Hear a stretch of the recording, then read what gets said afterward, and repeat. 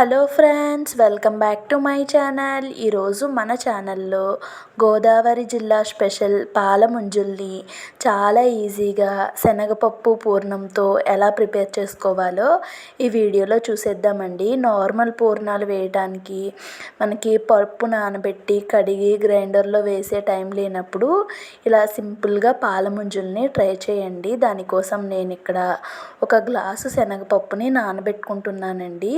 దీన్ని నేను ఒక అరగంట పాటు నానబెట్టుకున్నాను. మీ దగ్గర ఇంకా ఎక్కువ టైం ఉన్నట్టయితే ఒక గంట నానబెట్టుకోవచ్చు. లేదు అనుకుంటే 10 నుంచి 15 నిమిషాలు నానబెట్టుకున్నా కూడా సరిపోతుందండి. శనగపప్పుని బాగా కడిగిన తర్వాత వాటర్ వేసి నానబెట్టుకుంటున్నాను. ఈ శనగపప్పు అరగంట తర్వాత చూపిస్తున్నానండి మీకు. చూడండి, పర్ఫెక్ట్గా నానిపోయింది. ఇప్పుడు వాటర్ వంపేసి శనగపప్పుని కుక్కర్లో అయితే వేసేసుకుంటున్నాను. ఏ గ్లాస్తో అయితే శనగపప్పు వేసుకున్నామో అదే గ్లాస్తో 1.5 కప్ గ్లాస్ వాటర్ వేసుకొని స్టవ్ వెలిగించి కుక్కర్ పెట్టేసుకుంటున్నానండి. దీనికి జస్ట్ 2 విజిల్స్ రానిచ్చాను. ఆవిరి మొత్తం పోయిన తర్వాత చూడండి, శనగపప్పు పర్ఫెక్ట్గా ఉడికిపోయింది. మరీ మెత్తగా అయితే ఉడకకూడదండి. ఇలా జాలి గిన్నెలోకి శనగపప్పు మొత్తాన్ని వేసేసుకున్నాను. పైనుంచి కొంచెం చల్లని నీళ్లు వేసుకున్నానండి. అడుగుకి వాటర్ అంతా కూడా వెళ్ళిపోతుంది కదా. ఇప్పుడు ఇలా ఒక క్లాత్ వేసుకొని ఆ క్లాత్ మీద మనం ఉడికించుకున్న శనగపప్పును వేసుకొని తడి మొత్తం ఆరే వరకు ఆరబెట్టుకోవాలండి. ఒక 10 నుంచి 15 నిమిషాలు ఫ్యాన్ కింద ఆరబెట్టుకుంటే ఈజీగా ఆరిపోతుందండి. చూడండి, పప్పు అంటుకోకుండా ఎలా విడివిడిగా ఉందో బాగా ఆరిపోయిందండి. ఇప్పుడు దీన్ని ఒక మిక్సీ జార్లో వేసుకొని మనం మిక్సీ చేసుకోవాలండి. చాలామంది దీన్ని ఉడికించి ఇందులో బెల్లం వేసి చేస్తూ ఉంటారు. నేను ఆ ప్రాసెస్లో చేయట్లేదండి. ఒక కొత్త ప్రాసెస్లో అయితే మీకు చేసి చూపిస్తున్నాను. ఇప్పుడు ఈ శనగపప్పు మిక్సీ పట్టుకున్న దాన్ని పక్కన పెట్టేసి ఏ గ్లాస్తో శనగపప్పు తీసుకున్నామో అదే గ్లాస్తో ఒక గ్లాస్ పంచదార వేసుకొని కూడా మిక్సీ పట్టేసి రెండు కలపకుండా వేటికవి విడిగా పక్కన పెట్టేశానండి. ఇప్పుడు స్టవ్ వెలిగించి మనం శనగపప్పు ఏ గ్లాస్తో తీసుకున్నామో అన్నీ కూడా ఇక్కడ క్వాంటిటీస్ అదే గ్లాస్తో తీసుకుంటున్నానండి. 1.5 కప్పు పాలు అండ్ అలానే మన హాఫ్ గ్లాస్లోకి నేను వాటర్ యాడ్ చేసుకున్నానండి. మీరు కావాలనుకుంటే 2 గ్లాసులు పాలు వేసుకోవచ్చు, లేదనుకుంటే 2 గ్లాసులు కూడా నీళ్లు వేసుకోవచ్చండి. ఒక పావు కప్పు పంచదార వేసుకున్నానండి. ఇక్కడ నేను పంచదార వేసుకొని బాగా కలిపేసుకున్నానండి. చిటికెడు సాల్ట్ అయితే వేసుకోకండి. సాల్ట్ వేస్తే పాలు అనేవి విరిగిపోతాయి. ఒక చిన్న కప్పుడు బియ్యపిండి వేసానండి. ఫస్ట్ బియ్యపిండి వేసిన తర్వాత దాన్ని ఉండలు లేకుండా తిప్పి తర్వాత మనం ఏ గ్లాస్తో అయితే శనగపప్పు తీసుకున్నామో అదే గ్లాస్తో సూజీ రవ్వ అండి, ఉప్మా రవ్వ అంటారు కదా, తెల్ల ఉప్మా రవ్వ, ఆ రవ్వని వేసుకొని ఫ్లేమ్ని సిమ్లో పెట్టి బాగా కలుపుకుంటున్నాను. ఎక్కడా కూడా ఉండలు లేకుండా చూడండి, వీడియోలో నేను ఎలా అయితే ఉడికించుకుంటున్నానో ఆ విధంగా కలుపుకుంటూ ఉడికించుకోవాలండి.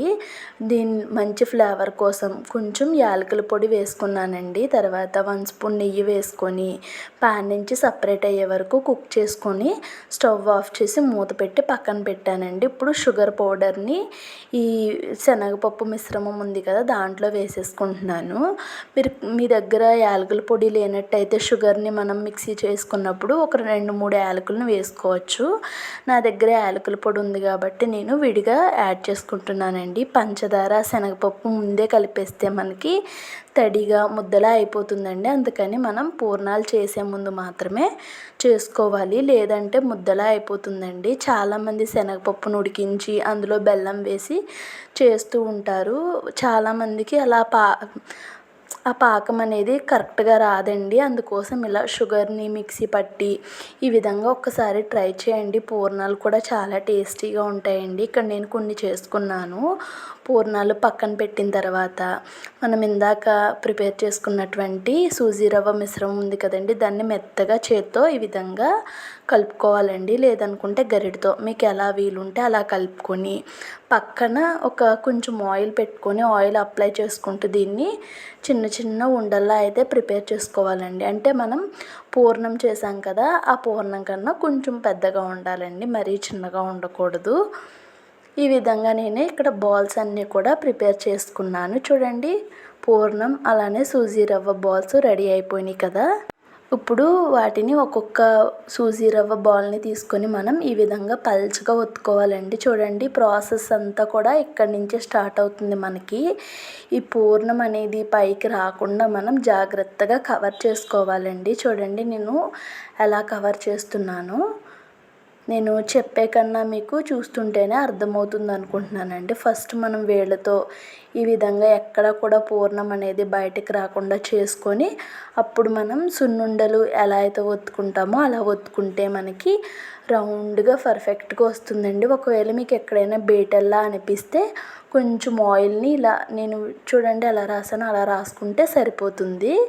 ఇక్కడ ఇదే విధంగా నేను మిగతా వాటిని కూడా ప్రిపేర్ చేసుకున్నానండి. చూడండి, పల్చగా ఒత్తుకొని పూర్ణం పెట్టి మళ్ళీ రౌండ్గా బాల్లా చేసుకొని ఏమన్నా బీటల్లా అనిపిస్తే కొంచెం ఆయిల్ అప్లై చేసుకుంటున్నానండి. ఇక్కడ ఇదే విధంగా మొత్తం బాల్స్ అన్నిటిని కూడా ప్రిపేర్ చేసేసుకున్నాను. ఇప్పుడు డీప్ ఫ్రైకి అయితే స్టవ్ వెలిగించి డీప్ ఫ్రైకి ఆయిల్ పెట్టుకున్నానండి. ఆయిల్ మరీ ఎక్కువ హీట్ ఉండకూడదు, అలానే మీడియం హీట్లో కూడా ఉండకూడదండి, లో హీట్లో కూడా ఉండకూడదు. ఇప్పుడు ఒక్కొక్క మనం ప్రిపేర్ చేసుకున్న పాల ముంజులను అయితే వేసేసుకోవాలండి. నేనైతే ఇక్కడ ఒక 4 వరకు వేసుకుంటున్నాను. మీరు తీసుకున్న ప్యాన్ని బట్టి ఎన్ని పడతాయి అనుకుంటే అన్ని వేసుకోవచ్చు. అవి బాగా సిమ్లో మనకి బాగా ఫ్రై అయిన తర్వాత ఇంకొక సైడ్కి అయితే తిప్పేసుకోవాలండి. చూడండి, ఈ విధంగా నేనైతే సిమ్లో పెట్టుకొని బాగా ఫ్రై చేసుకున్నానండి. చాలా టేస్టీగా వచ్చినాయండి. చాలా ఈజీగా కూడా ప్రిపేర్ చేసేసుకోవచ్చు. సూజీ రవ్వలో కొంచెం బియ్యపిండి వేయటం వల్ల మనకి బైండింగ్ అనేది వస్తుందండి. లేదు అంటే ఇక్కడ నేను ఫ్రై చేసేటప్పుడు శుభ్రంగా విడిపోతుందండి బియ్యపిండి కనుక వేయకపోతే. నేను బియ్యపిండి వేసాను కాబట్టి ఎక్కడ కూడా మనకి బూరెలు అనేవి ఎక్కడా విడిపోకుండా వచ్చినాయండి పాల ముంజులు.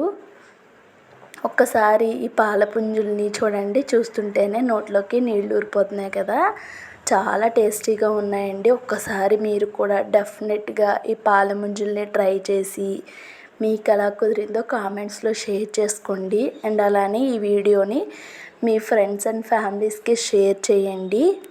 ఈ వీడియో కనుక మీకు నచ్చినట్టయితే ప్లీజ్ లైక్ చేసి, కొత్త వాళ్ళు ఎవరైనా మన ఛానల్ని చూస్తున్నట్టయితే ఛానల్ని సబ్స్క్రైబ్ చేసుకోండి. Thanks for watching my channel.